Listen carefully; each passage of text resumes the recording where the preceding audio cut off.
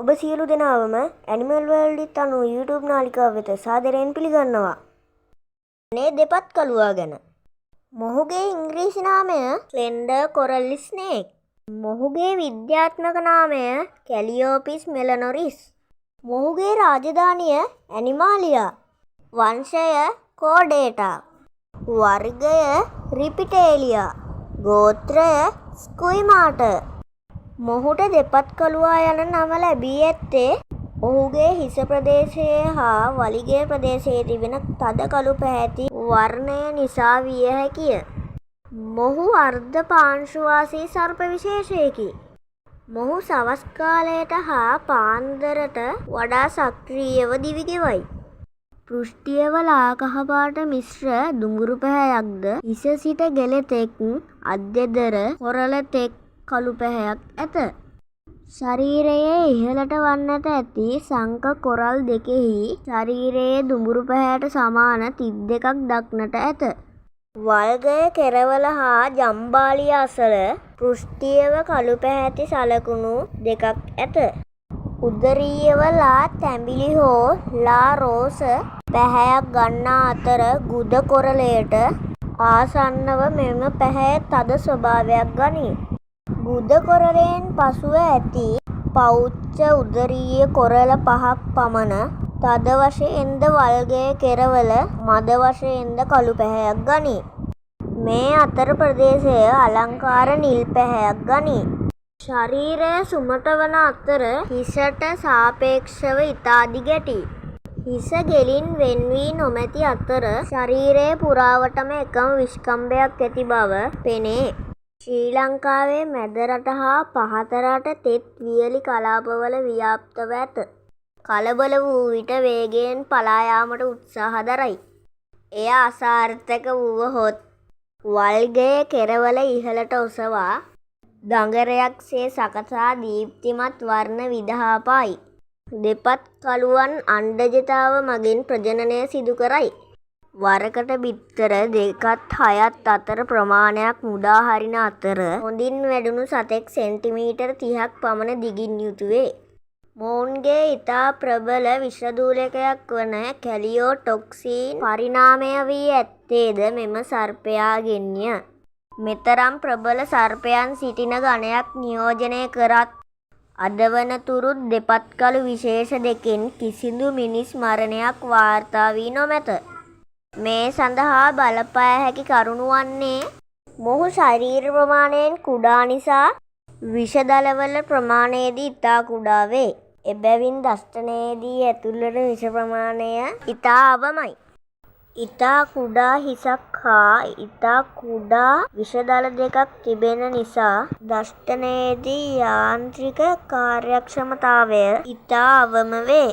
උග්‍ර විෂ සහිත සර්පයන් සිටින කාණ්ඩයක සිටින බැවින් හා විෂ ප්‍රබලත්වය නිසි පරීක්ෂණ වාර්තා ඇතැම් පොත්පත්වල මොවුන්ද උග්‍ර විෂ සර්පයන් සේ උපකල්පනය කර වර්ග කර ඇත. යාළුවනේ, මෙම සර්පයා අප පරිසරයේ සමතුලිතතාවයට ඉතා බෙහෙවින් උදව් කරන නිසා මෙවැනි සර්පයන් මරා දැමීමෙන් අප පරිසරයේ සමතුලිතතාවය බිඳහෙළේ. එම නිසා මෙවැනි සර්පයන් මරා දැමීමෙන් වළකිමු. රෑන් මාපිලා හෙවත් ගැරඬි මාපිලා ගැන හඳුනා ගනිමු. මොහුගේ ඉංග්‍රීසි නාමය කොමන් කැට් ස්නේක්. මොහුගේ රාජධානිය අපි කවුරුත් දන්නා ඇනිමාලියා. වර්ගය රෙප්ටීලියා. ගෝත්‍රය ස්කුයිමාට. කුලය කොලබ්‍රිඩේ. මොහුගේ විද්‍යාත්මක නාමය බොයිගා ට්‍රිගෝනාටා. මොවුන් වාර්තා වන්නේ ශ්‍රී ලංකාව, ඉන්දියාව, නේපාලය, පාකිස්තානය, බංගලාදේශය සහ ඇෆ්ගනිස්තානයෙන් වේ. වර්ණයෙන් වෙනස් උපවිශේෂ ගණනාවක්ම සිටිනවා. මොවුන් සැඟවී සිටීමට ආශාවක් දක්වනවා. එම නිසා ගස් බෙනවල, ගස් මුල් අතර පඳුරුවල දක්නට පුළුවන්. විවෘත මෙන්ම ඝන කැලෑවල ජීවත් වේ. උස් කඳු ප්‍රදේශ හැර දිවයිනේ අනෙක් සියලුම ප්‍රදේශවල ජීවත් වේ. රෑන් මාපිලාගේ හිස ඕවලාකාරයි. ඉතා පැහැදිලිව කඳෙන් වෙන් වූ හිසක් ඇත. සිහින් පැතලි දිගු සිරුරක් දරයි. මොහුගේ ඇස් විශාල වන අතර වල්ගය සිලින්ඩරාකාර හැඩයක් ගනී. හොඳින් වැඩුණු සර්පයෙක් සෙන්ටිමීටර් 80ත් 90ත් අතර දිගකින් යුතුවේ. ශරීරයේ මැද එක් වටයක කොරපොතු 20ක් පමණ පිහිටයි. රෑන් මාපිලාගේ ශරීරය දුඹුරු කහ හෝ අලු මිශ්‍ර පැහැයකින් යුක්තයි. හිස මත වයි අකුරේ හැඩයක් දක්නට ලැබෙන අතර ශරීරය පුරා සුදු පාටින් වී අකුරේ හැඩයක් දක්නට ලැබේ. නිශාචර සර්පයෙක් වන රෑන් මාපිලා ඉක්මනින් කිපෙන සුළුයි. හූනන් කටුස්සන් වැනි සතුන් ආහාරයට ගන්නා අතර කිපුණ විට වල්ගය සොලවමින් සපා කෑමට උත්සාහ දරයි. මොහු නිර්විෂ ගණයට අයත් වන සර්පයෙකි. මොවුන් බිහිවන්නේ බිත්තර මගින්. වරකට බිත්තර 3ත් 11ත් අතර සංඛ්‍යාවක් මුදා හරිනවා. අපි කහමාපිලා ගැන හඳුනා ගනිමු. මොහුගේ ඉංග්‍රීසි නාමය බිඩොම්ස් කැට් ස්නේක්. මොහුගේ රාජධානිය ඇනිමාලියා. වංශය කෝඩේටා. වර්ගය රෙප්ටීලියා. ගෝත්‍රය ස්කුයිමාට. විද්‍යාත්මක නාමය බොයිගා බිඩොමෙයි. කහමාපිලා අපේ රටේ හමුවන මාපිල් විශේෂ 5 අතුරින් වර්ගීකරණයේදී තරමක් ආందోලනයකට පත්වුණ විශේෂයක් බව සඳහන් කරොත් එය නිවැරදි. ගෙලින් පැහැදිලිව වෙන් වූ හිසක් ඇත. බලලෙකුගේ මෙන් විශාල ඇස් තිබේ. උදරීයව ලා කහ පැහැයක් ගනී. තැඹිලි මිශ්‍ර කහ වර්ණයකින් යුක්ත වේ. ඔහු රාත්‍රියට ක්‍රියාශීලී නිශාචර සර්පයෙකි. රුක්වාසී සර්පයෙකු වන බැවින් පරිග්‍රාහක වල්ගය හා සිහින් දිගැටි සිරුර ගොදුරු අල්ලා ගැනීමේදී හා ගස්වැල් වල එල්ලීමේදී උපකාරී වේ. වනලැහැබ ලඳුකැලෑ ආශ්‍රිත නිවෙස්වලට රාත්‍රී කාලයේදී පැමිණෙන්නේ හූනන් වැනි සතුන් ආහාරයට ගැනීමට පිණිසය. මොවුන්ගේ ප්‍රධාන ආහාරය වන්නේ හූනන්, කටුස්සන්, සිකනැලුන් වැනි සතුන්ය. මීට අමතරව පඳුරු මැඩියන්ද ආහාරයට ගන්නවා. අඳුරු වැටෙන විට ගොදුරු සොයා යන මොවුන් දහවලේදී ගස් බෙනවල නිවෙස් ආශ්‍රිතව වියලි දැවගොඩවල් වල කාලය ගත කරනවා. මොවුන් අණ්ඩජතාව මගින් බිහිවීම සිදුවේ. වරකට බිත්තර 5ත් 10ත් අතර ප්‍රමාණයක් මුදා හරි. කහමාපිලා ඉක්මනින් ප්‍රකෝප වන සර්පයෙක් නොවන අතර මොවුන්ගේ දෂ්ටන කිසිසේත් මිනිසාට හානියක් නොකරයි. මොහු බිය වී කලබලයට පත් වූ විට වල්ගේ කෙළවර වේගයෙන් සෙලවීම, හිස පැතලි කිරීම, ශරීරයේ ඉදිරි කොටස හකුලා මුඛය විවර කොට පහර දීම සුලභ චර්යා රටාවන් වේ. මොවුන්ගේ විෂදල පිහිටන්නේ උඩහනුවේ කෙළවරට වන්නටය. යම් විටක මිනිසෙකුට දෂ්ට කරත් විෂ ශරීරගත වීමට මුඛය විවර කොට තදින් පහර දීම සිදු කළ යුතුය. විෂ ශරීරගත වූහොත් පැය කීපයක් යනතුරු සපා කෑ ස්ථානයේ සුළු වේදනාවක් පවතින අතර සමහරුන්ට ශරීරයේ සුළු ආසාත්මිකතා පෙන්වයි. මේ සඳහා විශේෂයෙන් ඖෂධ නොකළද පැය කීපයකින් ප්‍රකෘති තත්ත්වයට පත්වේ.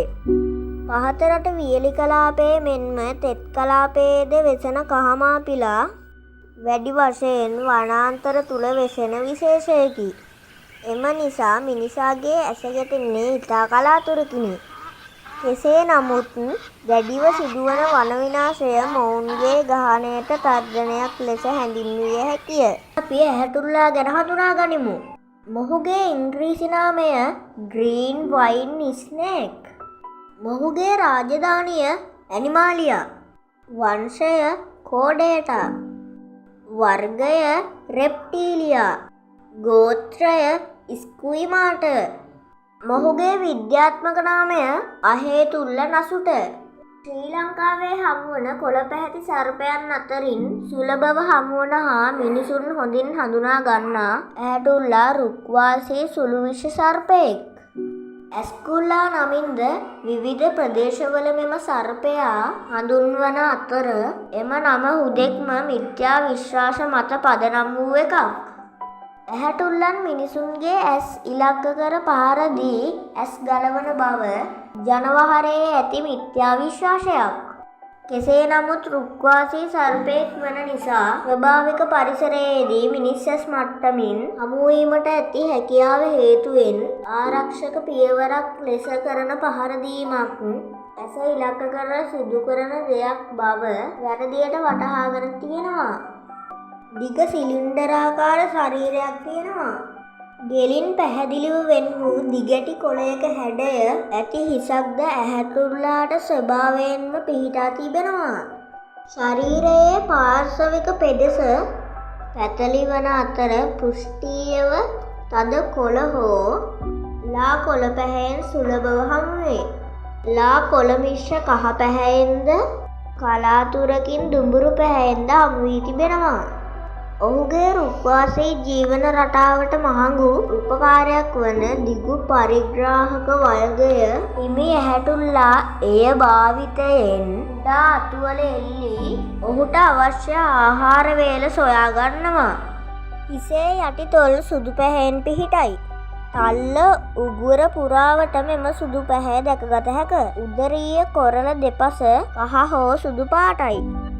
මොහු කලබල වූ විට ශරීරයේ ඉදිරි කොටස පුම්බා කට හැකිතරම් විවෘත කර ආරක්ෂක පියවර අනුගමනය කරනවා. මොවුන් දිවාචාර සර්ප විශේෂයක්. ගෙවතු ආශ්‍රිතව නිතර දැකගත හැකිවීමත් අනන්‍ය වූ වර්ණයත් ශරීර ස්වභාවයත් මෙම සර්පයා පහසුවෙන් හඳුනා ගැනීමට මිනිසුන් තුළ ඇති හැකියාවට හේතුන් ලෙස දැක්විය හැක. ප්‍රජනනයේදී අණ්ඩජලා බුජතාව පෙන්වන ඇහැටුල්ලන් වරකට පැටවුන් 5-23ක් පමණ සංඛ්‍යාවක් ප්‍රසූත කරයි. උපතේදී පැටවුන්ගේ දිග සෙන්ටිමීටර් 20-35 අතර ප්‍රමාණයක් වේ. සෙන්ටිමීටර් 200ක් පමණ වර්ධනය වේ. ඔවුන්ගේ ප්‍රධාන ආහාරය නම් කුඩා මීයන්, කුරුල්ලන්, කටුස්සන් වැනි කුඩා උරගයින්ද ගෙම්බන් සහ වෙනත් කුඩා සර්ප විශේෂ මත යැපෙන අවස්ථා වාර්තා වෙලා තියෙනවා. ඇහැටුල්ලාගේ විෂ කිසිසේත් මිනිසාට හානියක් කරන්නේ නැහැ. දෂ්ටනයකින් පසු දෂ්ටනයට ලක් වූ ස්ථානය ඉදිමීමකට ලක් වෙනවා. දැඩිව සිදුවන වන විනාශය හා මිත්‍යා විශ්වාස හේතු කොටගත් අනිසි බිය හේතුවෙන් සිදුවන මරා දැමීම හා මාර්ග අනතුරු මෙම සර්පයාට ඇති ප්‍රධාන හානිකර සාධකයි. එම නිසා මෙම සර්පයාව නිකරුණේ මරා දැමීමෙන් වැළකී සිටීම අපගේ යුතුකමයි. මිනිසුන් අතර විශාල වශයෙන් මිත්‍යා විශ්වාස පවතින නිදිමාපිලා ගැනයි. නිදිමාපිලාගේ ඉංග්‍රීසි නාමය වන්නේ ශ්‍රී ලංකන් කැට් ස්නේක්. මොහුගේ රාජධානිය ඇනිමාලියා. වංශය කෝඩේටා. වර්ගය රෙප්ටීලියා. ගෝත්‍රය ස්කුයිමාට. මොහුගේ කුලය කොලබ්‍රිඩේ. මොහුගේ විද්‍යාත්මක නාමය බොයිගාස් සිලෝනෙන්සිස්. ලංකාවේ ඉතා සුලභව දක්නට ලැබෙන නිදිමාපිලා එකම ඉරියව්වකින් බොහෝ වේලාවක් නිසොල්මනව සිටින නිසා නිදිමාපිලා යනුවෙන් හඳුන්වා ඇති බව විශ්වාස කෙරේ. තවද පැරණි මිනිසුන් අතරින් පැවත එන මිත්‍යා විශ්වාසයක් වන නිදිමාපිලාගේ දෂ්ටනයෙන් පසු නින්ද ගොසින් මිය යන බවත් එයට ප්‍රතිකාරගෙන සුව වූවත් නිදිමත ගතියක් එන බව මිනිසුන් විශ්වාස කරන නිසා අතීතයේදී මෙම නම් පැටබැඳී ඇති බවත් තවත් අදහසක් වේ. මොවුන්ගේ දෂ්ට කිරීම නිසා මිනිසාට කිසිසේත් හානියක් වන්නේ නැත. මොවුන්ගේ විෂදල පිහිටන්නේ උඩ හනුවේ කෙළවරට වන්නටය. එම නිසා දෂ්ටනයකදී විෂ ශරීරගත වන්නේද ඉතා කලාතුරකිනි. එසේ විෂ ශරීරගත වූවත් සුළු වේදනාවක් ඉදිමීමක් පමණක් ඇතිවේ. සමහරුන්ට ශරීරයේ සුළු අසාත්මිකතා ඇතිවිය හැක. එසේ වුවත් ටික දවසකින් එය මගහැරී යයි. නමුත් පවතින මිත්‍යා විශ්වාස හා මොහුට ඇති බිය නිසා මිනිසා විසින් අධික ලෙස ඝාතනයට පත්වන සර්පයෙකි. රුක්වාසී නිශාචර සර්පයෙකු වන මොහු වනලැහැබ ලඳුකැලෑ ආශ්‍රිතව ගොදුරු සොයා සැරිසරන අතරත් සමහර අවස්ථාවන් වලදී හූනන්, කටුස්සන්, හිකනළුන් වැනි සතුන් ආහාරයට ගැනීම සඳහා නිවාස ආශ්‍රිතවත් දක්නට ලැබේ. සූර්යාලෝකයට අප්‍රිය සතෙකු බැවින් දිවා කාලයේදී බිත්ති කුහරවල, දැව ගොඩවල්වල, මල්පෝච්චි, ගස්බෙන වැනි අඳුරු ස්ථානවල සැඟවී සිටී. හොඳින් වැඩුණු සතෙක් සෙන්ටිමීටර් 120ක් පමණ දිගින් යුතු වේ. හොඳින් වැඩුණු ගෑනු සතෙකු පෙබරවාරි අප්‍රේල් අතර කාලවලදී වරකට බිත්තර 5-15 අතර සංඛ්‍යාවක් දැමීම සිදු කරනවා.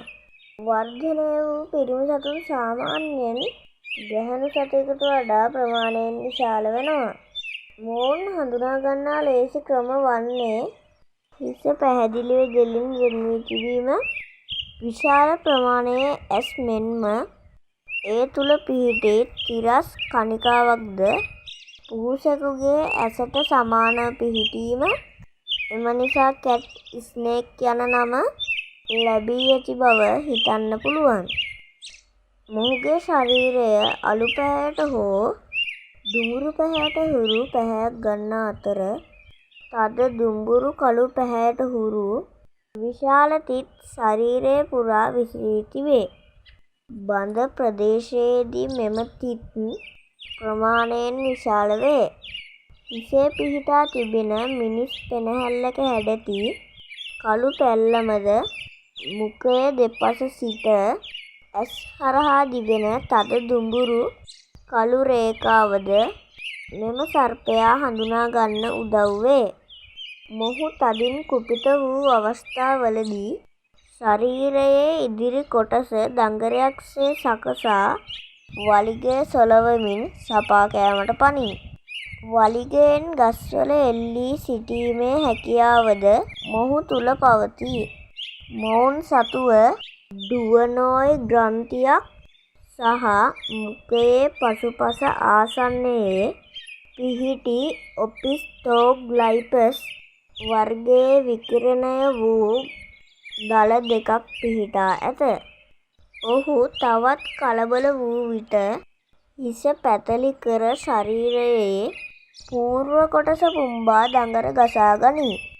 නමුත් බාධාවක් හෝ අවදානම් ස්වභාවයක් නොවේ නම් මගහැර යාම මොවුන්ගේ ස්වභාවයයි. මොහු නිශාචර සර්පයෙක් නිසා රාත්‍රියට ක්‍රියාශීලී වේ. මා පෙර කියූ පරිදි මිනිසාගේ ඇති මිත්‍යා විශ්වාස නිසා මොවුන්ට පහර දී මිනිසුන් විසින් වැඩිපුරම ඝාතනය කරන්නෙත් රාත්‍රී කාලයටයි. නින්දේදී මිය යන පදනම් විරහිත මතය මිත්‍යාවක් බැවින් මෙම අහිංසක අලංකාර පරිසරයේ සමතුලිතතාවයට ඉතා වටිනා සර්පයින් පරිසරයේත් අපගේ අනාගතය උදෙසා රැක ගැනීම අප සමගේ යුතුකමක් හා වගකීමකි. යාළුවනේ, අද අපි නාගමාපිලාව හඳුනා ගනිමු. මොහුගේ ඉංග්‍රීසි නාමය ෆ්‍රෝස්ටන්ස් කැට් ස්නේක්. මොහුගේ රාජධානිය ඇනිමාලියා. වංශය කෝඩේටා. වර්ගය රිපිටේලියා. ගෝත්‍රය ස්කුයිමාට. මොහුගේ කුලය කොලබ්‍රිඩේ. මොහුගේ විද්‍යාත්මක නාමය බොයිගා ෆෝස්ටේනි. ලෝකයේ විශාලම මාපිල් වර්ගය නාගමාපිලා වේ. ප්‍රධාන වර්ණරූපී ආකාර තුනකින් හමුවන මෙම සර්පයා අදාළ වර්ණරූපීතාවයට ගැලපෙන ලෙස නාමකරණයට ලක්ව ඇති. නමුත් සමාජගත වී ඇත්තේ මොවුන් වෙනත් සර්ප විශේෂ ලෙසයි. කළු හා සුදු වර්ණවලින් සමන්විත ප්‍රභේදය නාගමාපිලා වේ. දිගු පෘෂ්ටිමත් සිරුරක් සහිත මේ සර්පයාගේ දේහය උමට කොරළ වලින් වැසී පවතී. රුක්වාසී සර්පයෙක් නිසා ගල්වල අතුපතරවල සංචරණය පහසු වීමට සිරුර පාර්ශ්විකව පැතලි ස්වභාවයක් ගන්නා අතර දිගු පරිග්‍රාහක වල්ගය අතුවල එල්ලී සිටීමට උපයෝගී කරගනී. පැහැදිලිව ගෙලින් වෙන් වූ ත්‍රිකෝණාකාර හිස හොම්බුව දෙසට රවුම් වේ. ඇසේ සිට පාර්ශ්විකව ගෙලතෙක් දිවෙන ඝන රේඛාවකි. මෙම රේඛාව නාගමාපිල්ලුන්ගේ කළු සහ දුඹුරු පැහැයෙන් පිහිටයි. නිශාචර සර්පයෙකු වන නාගමාපිලා ගස්බෙන දරමඩු වැනි අඳුරු ස්ථානවල දිවිගෙවයි. කුරුල්ලන් හා කුරුළු බිත්තර ආහාරයට ගනී. මොහු සුළු විෂ කණ්ඩයට අයත් වන සර්පයෙක් නිසා මොහු සපා කෑවත් මිනිසුන්ට කිසි හානියක් නොවේ. මොහු බෝවන්නේ බිත්තර මගිනි. වරකට බිත්තර 5-10 අතර සංඛ්‍යාවක් දමයි. වැඩුණු සතුකුගේ සාමාන්‍ය දිග සෙන්ටිමීටර් 150ක් තරම් වේ. දිවයිනේ පහත රට තෙත් කලාපයේ හා වියලි කලාපයේ බහුලවත් අතර මැද කලාපයේ අවම වශයෙන් නාග මාපිල්ලුන් ව්‍යාප්ත වී සිටී. දැඩි ලෙස සිදුවන වන විනාශය හා රාත්‍රී කාලයේ සිදුවන මාර්ග අනතුරු හා විශාල ශරීර ප්‍රමාණය හේතුවෙන් ඇතිවන බිය නිසා සිදු කරන ජීවිත හානිය මොවුන්ට ඇති තර්ජනයක් ලෙස දැක්විය හැක. ඔහු ඉක්මනින් කලබල නොවන සතෙකි. එහෙත් ඔහු කලබල වූ විට වල්ගේ කෙරවල වේගයෙන් සෙලවීම, හිස පැතලි කිරීම, ශරීරයේ ඉදිරි කොටස ඔසවා දඟරයක් ලෙස සකසා මුඛය විවෘත කොට පහර දීම සිදු කරයි. මේ සර්පයා දුටු විටදී පහර දී ඝාතනය කිරීමෙන් වැළකී සිටීම ඔබ අප සතු වගකීමකි. ලොව කුඩාම මාපිල් විශේෂය වන පඳුරු මාපිලා ගැනයි. මොහුගේ ඉංග්‍රීසි නාමය බාන්ස් කැට් ස්නේක්. මොහුගේ රාජධානිය ඇනිමාලියා. වංශය කෝඩේටා. ගෝත්‍රය ස්කුයිමාටර්. වර්ගය රෙප්ටීලියා. මොහුගේ විද්‍යාත්මක නාමය බොයිගා බානේසි. මොහු ශ්‍රී ලංකාවට ආවෙනික සර්පයෙක්. කුඩා සිහින් සිරුරක් සහිත මෙම සර්ප විශේෂය ශ්‍රී ලංකාවේ තෙත් කලාපයේ වනාන්තරාශ්‍රිතව ව්‍යාප්ත වී තිබෙනවා. මේ හේතුව නිසාම දැක ගැනීමට තරමක් දුර්ලභ සර්පයෙක් වුණත් වනාන්තර ආසන්නයේ ඇති නිවෙස් ආශ්‍රිතවද හමු වී තිබෙනවා. ශරීර වර්ණය පුළුල් පරාසයකින් හමුවේ. බොහෝ සතුන්ගේ ශරීරය ලා කහ හෝ තැඹිලි දුඹුරු මිශ්‍ර තැඹිලි වර්ණයක් ගන්නා අතර ශරීරයේ හරස් අතට තද දුඹුරු පැහැ හෝ දම් මිශ්‍ර දුඹුරු තරමක් විශාල පුල්ලි පිහිටයි. මීට අමතරව අලු පැහැයෙන් යුත් සතුන් වාර්තා වී තිබෙනවා. හිසේ පෘෂ්ඨීය පැහැය තද දුඹුරු හෝ අලු මිශ්‍ර දුඹුරු පැහැයක් ගනී. ගෙලින් පැහැදිලිව වෙන් වූ හිසක් සහිත වන අතර හිසට සාපේක්ෂව විශාල අක්ෂි පිහිටයි. පඳුරු මාපිලා රාත්‍රියට ක්‍රියාශීලී නිශාචර සර්පයෙක් වන අතර රුක්වාසී සර්පයෙකු වන බැවින් පරිග්‍රාහක වල්ගය හා සිහින් දිගැටි සිරුර ගොදුරු අල්ලා ගැනීමේදී හා ගස්වැල්වල සංචරණයේදී උපකාරී වේ. මේ සර්පයා හූනන්, කටුස්සන්, සිකනලුන් වැනි සතුන් ප්‍රධාන ආහාරය වශයෙන් ගන්නවා. අණ්ඩජතාව මගින් බෝවීම සිදු කරන අතර වරකට බිත්තර 2-4 අතර ප්‍රමාණයක් මුදා හරියි.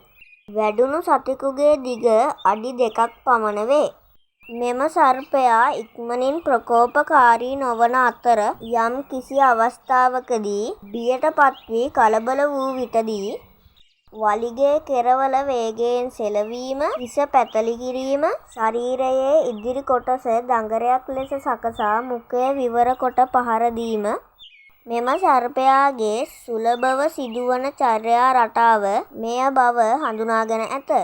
නමුත් එම දෂ්ටනවලදී මිනිසුන් වන අපට කිසිදු හානියක් සිදු වී ඇති බව සඳහන් වී නොමැත. හොඳින් වැඩුණු විශාල ප්‍රමාණයේ මෙම සර්පයෙකු වූවද සාපේක්ෂව කුඩා හෙයින් ඩුවනෝයි ග්‍රන්ථිද ඉතා කුඩාය. එබැවින් දෂ්ටනයකදී මිනිස් සිරුරක් තුළට යම්කිසි හෙයකින් විෂ ඇතුළු වූවත් ඉතා කුඩා විෂ ප්‍රමාණයක් ඇතුළු වන අතර මිනිසුන්ට කිසිසේත්ම හානියක් නොවේ. ශ්‍රී ලංකාවට ආවේනික සුළු විෂක් සහිත මෙම සර්පයා ඝාතනය කොට විනාශ නොකර අප රටේ සමතුලිතතාවය රකින අප රටට ආවේනික සම්පතක් වන මෙම සර්පයා රැක ගැනීම ඔබ අප සතු පරිසරයට කරන වටිනා මෙහෙවරකි.